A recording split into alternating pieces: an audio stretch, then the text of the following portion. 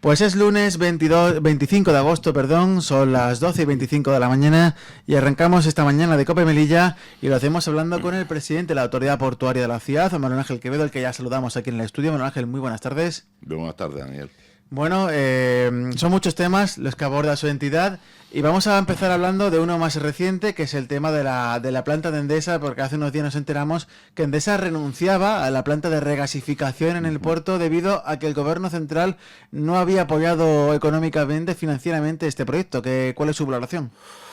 Bueno, pues es un problema importante, ¿no? Porque tenemos que tener en cuenta primero que es el mayor problema medioambiental de nuestra ciudad, ¿no? Yo diría prácticamente el único, ¿no? Es la contaminación del aire más importante.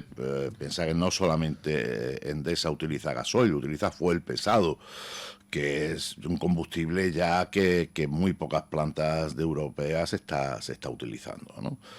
Es una de las centrales más contaminantes de Europa y está situada en pleno centro urbano, en una zona totalmente residencial y de servicios por donde pasamos todos los ciudadanos.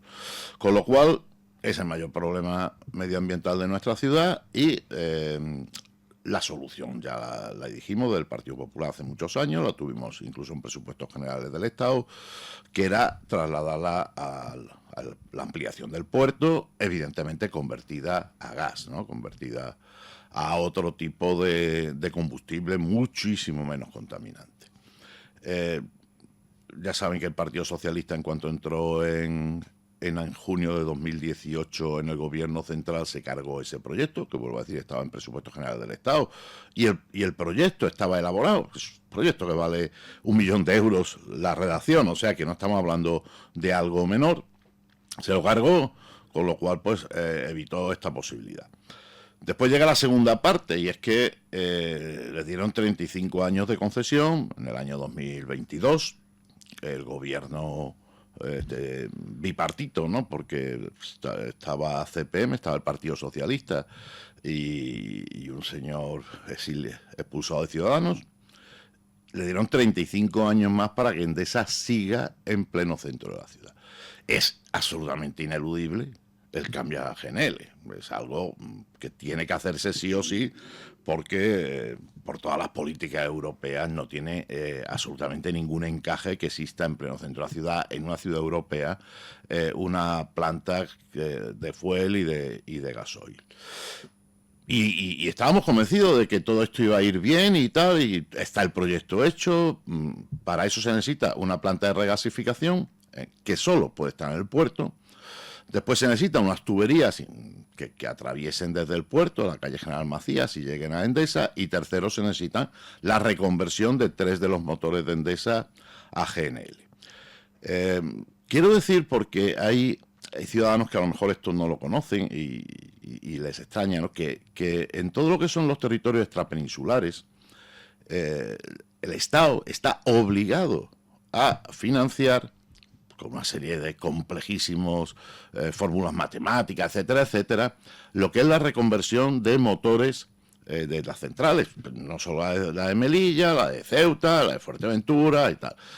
Lo mismo que hay unas empresas que están obligadas a prestar ese servicio aunque perdieran dinero. No es el caso, supongo que no es el caso, pero están obligadas a prestar ese servicio al mismo precio que se presta en la península. O sea, quiero decir, en la península, pues ahí sabéis que hay diariamente una subasta, ¿no? Que depende mucho de cuánto entra de energía eólica o cuánto entra de energía solar, y con eso se decide el precio de la energía en toda España. En Melilla es mucho más cara, pero nosotros lo pagamos al mismo precio porque Endesa está obligada.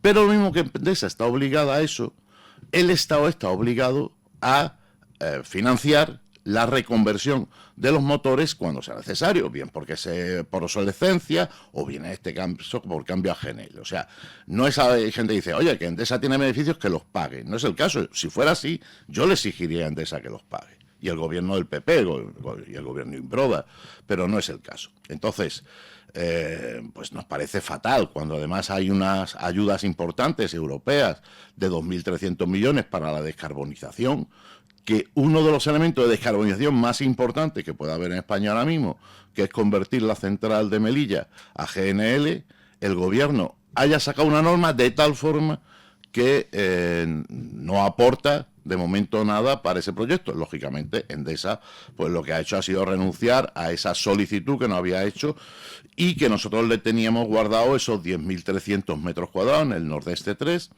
que se los teníamos ya preparados, bueno, y esperando para pasarlo por Consejo de Administración, hacerle la concesión y a la vez, por supuesto, el puerto también tenía que hacer mejoras y cambios en los norais, en los atraques y tal, para que esos grandes buques metaneros vinieran.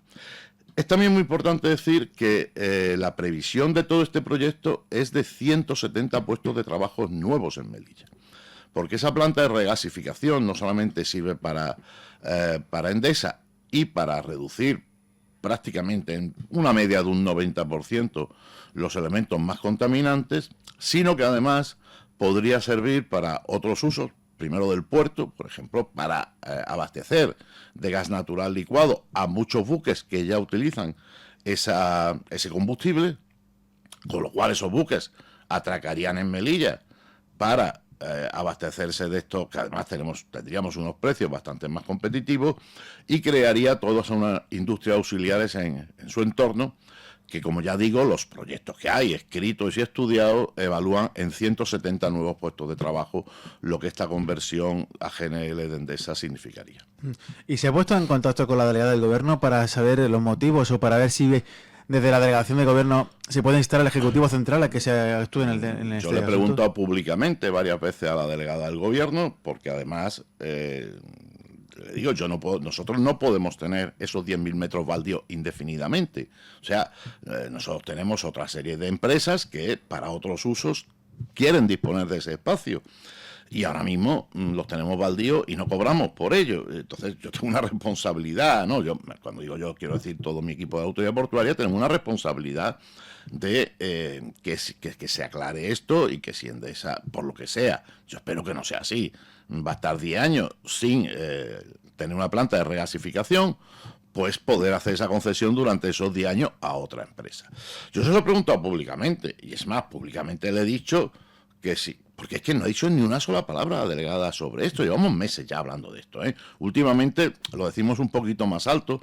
Desde que ha salido la noticia de que Endesa ha renunciado a esto, pues ya quizás los periodistas y el público en general os habéis dado más cuenta de que esto va en serio, de que esto es que, que el gobierno ha echado para atrás totalmente este proyecto.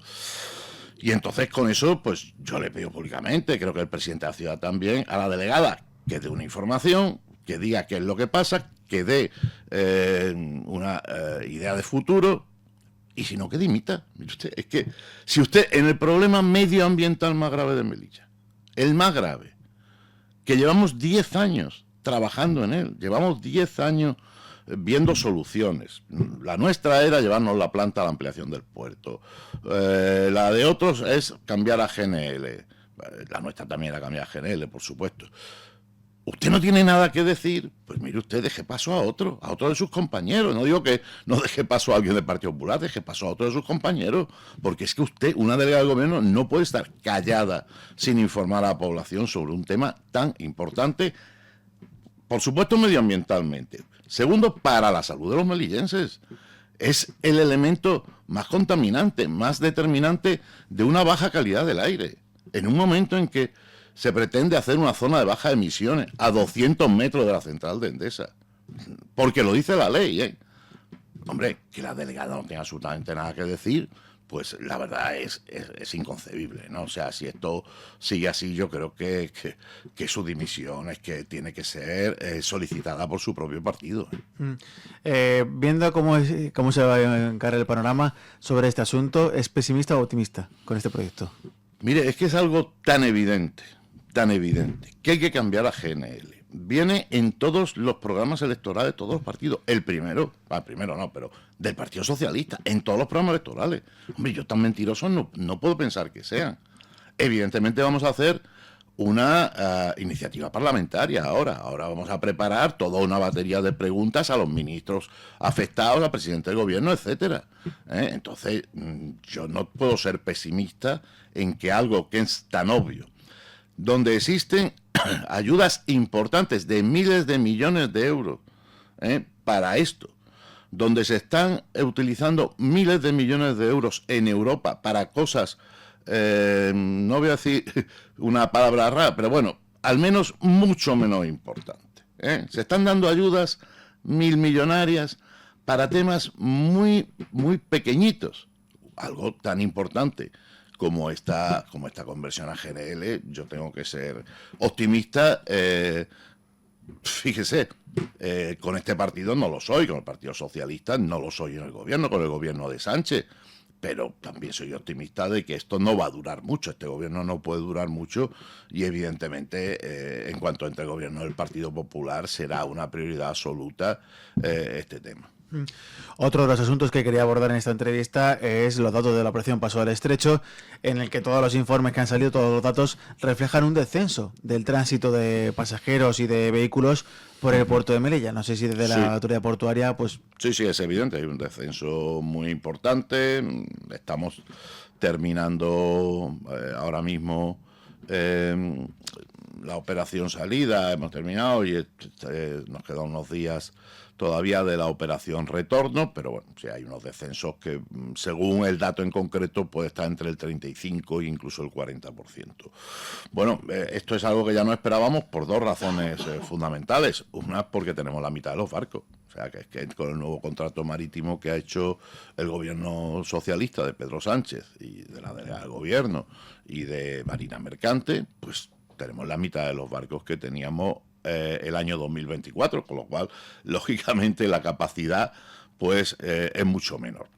En segundo lugar, porque la presión de Marruecos sobre la frontera es constante, ¿no? La presión de horas para tener parados a familias enteras a pleno sol para salir y para entrar. Veo familias que llegan corriendo con los coches y tal, que pierden los barcos después de llevar 6 horas esperando en la frontera de Benienzal para pasar a Melilla. Con lo cual, bueno, pues son razones que evidentemente ya sabíamos antes, sabíamos que íbamos a tener un descenso y bueno, quizás más o menos puede haber estado en las cifras que eran previsibles. Bueno, porque además... no solo es que nosotros tengamos mucho menos, es que lógicamente los demás tienen más. O sea, evidentemente ha subido, hay más barcos con Nador, Almería Nador, hay una nueva ruta que también está funcionando razonablemente bien, que es la ruta entre Motril y Alhucemas. Hay una ruta que está funcionando muy bien y ampliándose mucho, que es una ruta entre Tarifa y... no la típica Algeciras-Tánger West, ¿no? Ahora es Tarifa-Tangerville, o sea, la ciudad de Tánger, lo que es Tánger ciudad, esa está funcionando muy bien, ha crecido mucho y bueno, pues es razonable. O sea, si hay otros que tienen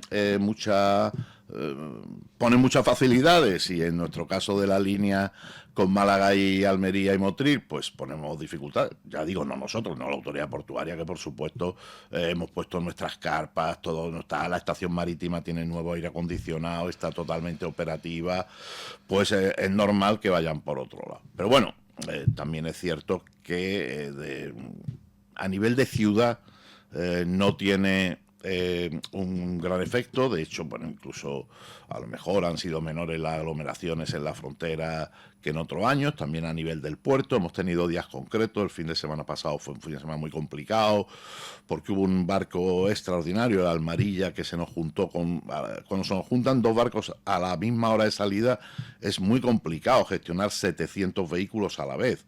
Entonces ya tuvimos que pedir ayuda a la policía local para gestionar todo el tráfico en la calle Macías, en fin.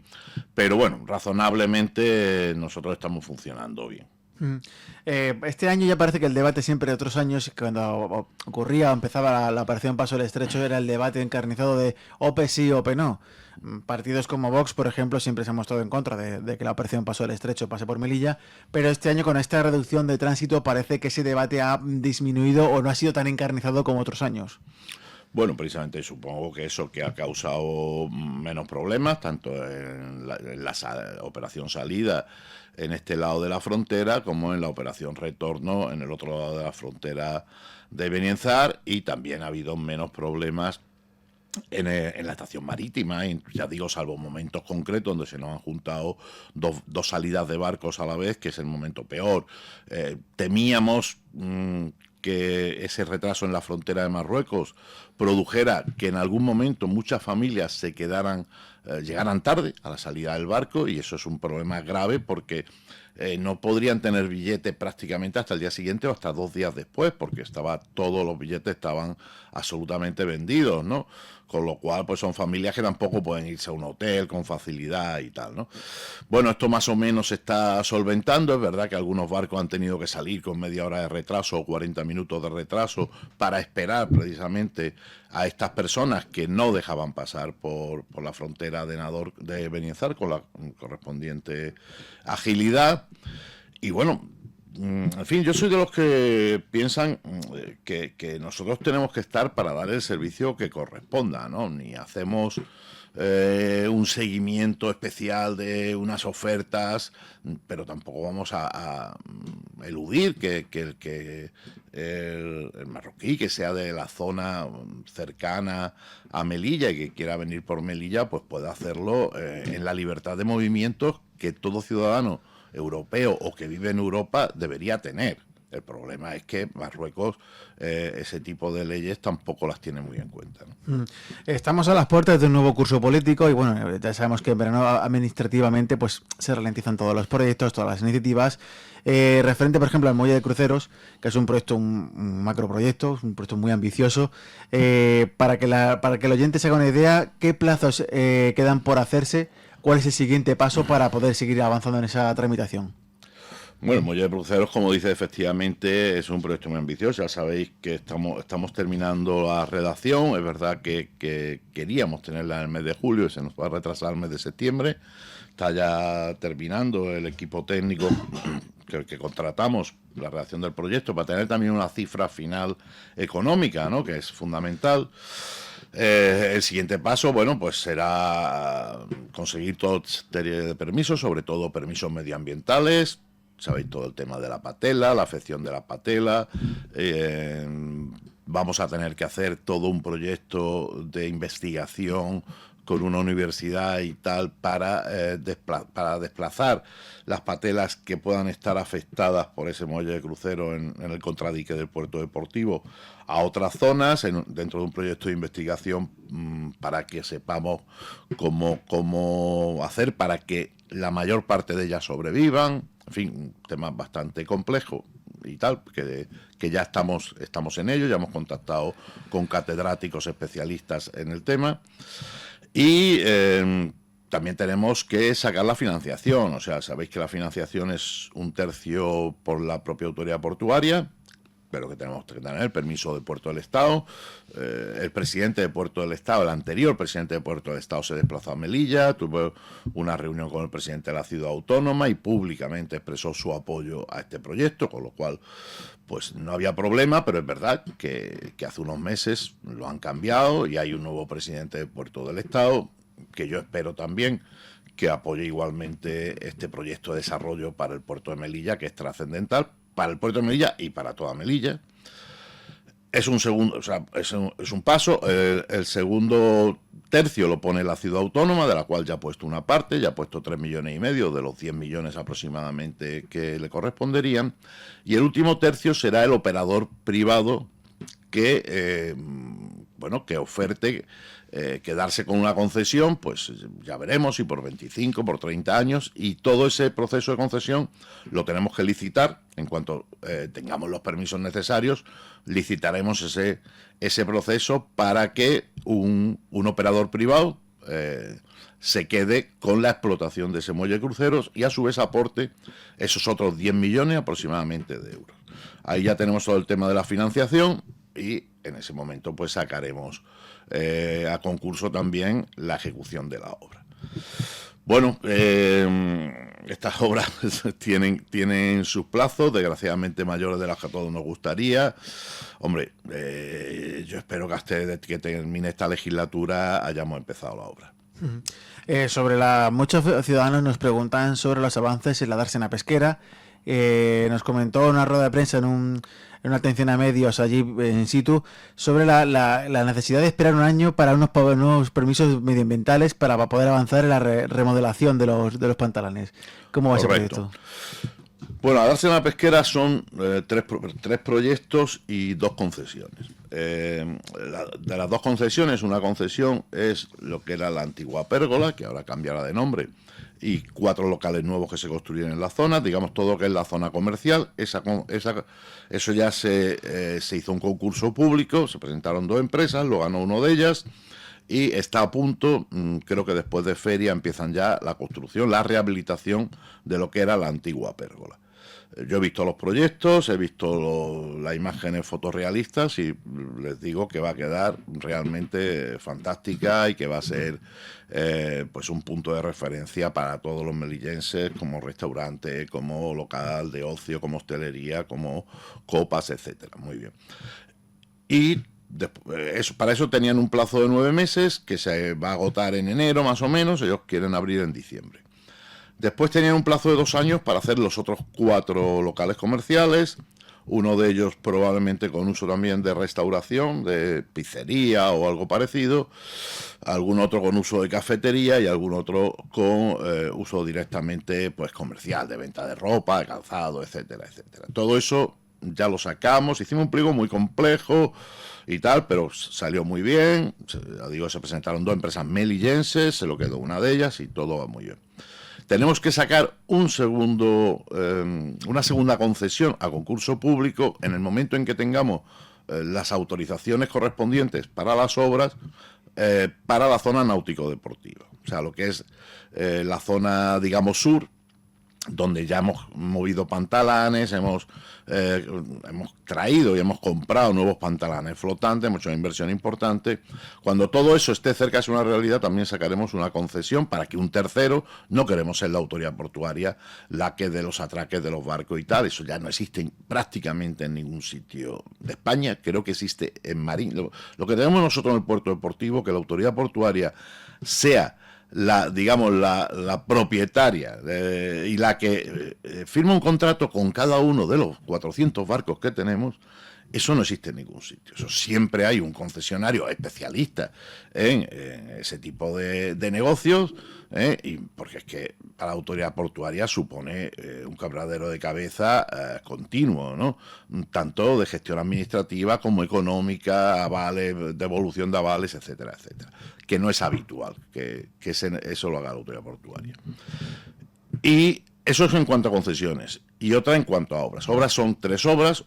La primera es la demolición de los 2 pantalanes que tenemos en estado de ruina, los 2 antiguos pantalanes de hormigón que están en estado de ruina. Tenemos el proyecto.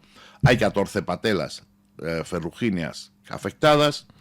Ya hemos pedido la autorización a la Ciudad Autónoma, la Consejería de Medio Ambiente, que es la primera que nos lo tiene que dar y que esperamos que no va a haber ningún problema, dado que se trata de una emergencia, porque es que hay un peligro evidente. Primero, la vida humana, nadie puede pisar allí. Y segundo, finalmente esas patelas terminarían muriéndose cuando se derrumbe la estructura. Una vez que la Consejería de Medio Ambiente tenemos que hacer el permiso a costas, quien a su vez lo derivará al Ministerio, al MITECO, ¿no? Al Ministerio de Transición Ecológica, la Dirección General de Biodiversidad. Bien, yo espero que todo es, porque también han venido a Melilla, hemos conseguido traer a las personas de la Dirección General de Biodiversidad y ya han visto que era evidente, aquí no tiene ninguna duda, esta autorización, en fin, que en 2 o 3 meses la tendremos. Otra obra es la estabilización del muelle Virgen del Carmen, que es el muelle donde antes estaba la lonja, donde ahora es el embarque de coches, y que es un muelle que se nos está moviendo un poco, no sabemos si desplazando o girando, y ya tenemos contratados los estudios y proyectos necesarios. Y un tercero, que ya es más importante, es el nuevo muelle, nosotros llamamos muelle X, el nuevo muelle que cerrará esa plaza de 3.000 metros cuadrados que vamos a hacer para uso público de todos los melillenses. O sea, son 3 obras, las 3 tienen sus permisos medioambientales, pero una vez que las 14 patelas que nos afectan sean trasladadas, las otras 2 no tendrán mayor problema. Tenemos los proyectos, tenemos la financiación y yo, en fin, espero inaugurarlo en esta legislatura, esa plaza y todas esas obras. Vamos a ir acabando la entrevista y otro asunto que afecta mucho a los ciudadanos es el barco con Almería. Desde la Delegación de Gobierno se defiende que se creó una mesa de trabajo con el secretario general de Transportes para abordar este asunto. Pero claro, la gente se pregunta qué va a pasar, si al final van a aumentar o van a poder contar con ese barco de Almería los fines de semana. Que el presidente de la Autoridad Portuaria, ¿qué les puede decir? Bueno, que nosotros hemos dado la solución facilísima, baratísima, se la hemos dado a la delegada en un espíritu de cooperación absoluta. A veces veo en las redes sociales y tal que los ciudadanos dicen, no queremos que estéis siempre peleando. No estamos siempre peleando. Nosotros, cuando hay algo en beneficio de los ciudadanos, damos la solución. Otra cosa es que la delegada quiera taparse los oídos. Nosotros lo hemos dicho muy claro. Y si miran la hemeroteca, tal. Primero, este es un contrato de 2 años ampliable a 4. Primero, no lo amplíe usted. Los 2 años exactos, desde el 1 de enero del 25 al 31 de diciembre del 26, porque como está mal, no sigamos 2 años más con un contrato más. Vale. ¿Y qué podemos hacer durante estos 2 años? Ya no 2 años, ya le queda 1 año y poco, ¿no? ¿Qué podemos hacer durante estos 2 años? Pues hacer un pequeño modificado del contrato, pequeñísimo, que es que en vez de las 6 rutas que hay, las 6 rotaciones, 3 con Almería y 3 con Motril, poner una 7ª rotación, 4 con Almería y 3 con Motril. Esa 7ª rotación ya se produce en la operación Paso del Estrecho, en Navidades y en Semana Santa. Luego simplemente sería pagar la diferencia en el resto del tiempo, que aproximadamente, según la naviera, estaríamos hablando de unos 850.000 euros. Con eso tendríamos una 4ª rotación con Almería. Y con esa 4ª rotación con Almería podríamos modificar los trayectos, podríamos ya no tener lunes, martes, miércoles Almería, jueves, viernes, domingo Motril, sino que podríamos modificar los trayectos de tal forma que abasteciéramos, satisfaciéramos aproximadamente, no 100%, para hacerlo 100% teníamos que tener lo que nosotros pedimos, que no al principio que no nos lo dieron en el contrato marítimo. Pero bueno, podríamos acercarnos a satisfacer ese tráfico de fin de semana con Almería, pero a su vez ese tráfico de mercancías que también nos hace falta. O sea, lo que no podemos pensar es que todos los camiones, todos tal, van a hacer un trayecto de ida y vuelta hasta Motril, cuando evidentemente todas las mercancías que nos vienen desde Levante nos vienen mucho más fácilmente desde Almería. Entonces, sin descartar Motril, que nos parece que es una ruta interesante para muchas personas, por la cercanía a Granada, por también la posible cercanía a Málaga, por supuesto también, otra cosa que le dijimos a la delegada del Gobierno y que nosotros estamos diciendo a la naviera, pero la delegada del Gobierno tiene esto mucho más facilidad para hacerlo, es pongo un autobús Motril a Almería. Siempre que llegue un barco de Motril, para las personas que van a pie, pongo un autobús con Almería, que eso vale 4 euros. Eso vale nada. Y entonces una persona puede conseguir un solo billete multimodal, Melilla, Motril, Almería. Y al final llegas al puerto de Almería. Porque además, como Motril dura 1 hora menos, o media hora menos que Almería, pues te pones en un tiempo razonable. Bueno, pues todas esas cosas es como lo de Endesa. La delegada ni sabe ni contesta. De verdad, yo no me gusta ser crítico, con las personas concretas. Pero es que es la peor delegada de la historia de Melilla. Es que esto es insufrible, de verdad. O sea, es que hubo un señor que era socialista, se llamaba José Fernández Chacón, y esto era otra cosa. Era una persona preocupada, fíjese, y no era melillense, con la que se podía hablar, tal. Digo de este por decir Manolo Céspedes, por hablar de otro. Pero podría hablar de muchos. Pero es que esto es insufrible. Es que lleva 7 años, que son 7 años. que ya para que se conozca a todos los ministros, para que tenga todas las relaciones, coño. Y al final resulta, señores, que con el que tiene contactos con Koldo, pues hombre, así nos va, de verdad. Es que no es serio ni lo de Endesa, ni lo del barco de Almería, ni lo de tantas otras cosas. Y bueno, pues yo vuelvo a decir, el Partido Socialista, claro, es que ella encima se ha puesto como secretaria general del Partido Socialista de Melilla. Tiene que ser un desierto lo del Partido Socialista de Melilla, para que es que esta señora tenga que ser delegada del gobierno y secretaria general, cuando está actuando con esta dejadez absoluta hacia los melillenses. La inversión de eso del grupo mexicano ITM en el puerto deportivo, que le voy a pedir que sea muy breve en este asunto. ¿Cuánto de inversión? Marcha muy bien. Han solicitado las licencias de obra. Vamos a tener otra vez dentro de unos meses todos los locales del puerto deportivo con mucha actividad, como distintas actividades de las que tuvieron hace unos años, pero muchas, porque ahora mismo evidentemente pues están muy vacíos, y yo espero que esto va a ser un revulsivo, sobre todo a partir del año 2027 para la ciudad. De acuerdo, pues aquí tenemos que dejarlo. Manuel Ángel Quevedo, presidente de la Autoridad Portuaria de Melilla, muchísimas gracias por su atención y hasta una nueva ocasión. Muchas gracias. Muchas gracias a vosotros.